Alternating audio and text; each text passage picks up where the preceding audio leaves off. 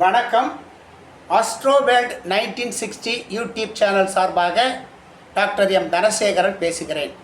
இன்றைக்கி சனிக்கிழமை மாலை 4:20க்கு ராகு கேது பயிற்சி நடக்குது.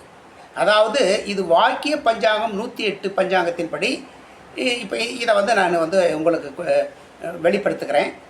விசுவாசு வருஷம் உத்தராயணம் வசந்த ருது சித்திரை மாதம் 13ஆம் தேதி. இன்றைக்கி ஆங்கிலம் 26/4/2025 சனிக்கிழமை அமாவாசை திதி. மாலை மணி 4:20க்கு ராகு பகவான் மீன ராசியிலிருந்து கும்பராசிக்கு வருகிறார்.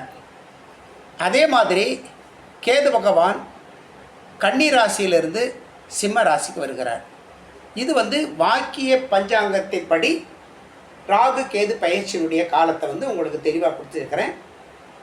இது மீண்டும் திருக்கணிதத்தினுடைய படி திருக்கணித பஞ்சாங்கத்தின்படி மே மாதம் 17ஆம் தேதி தான் மாறுறாரு.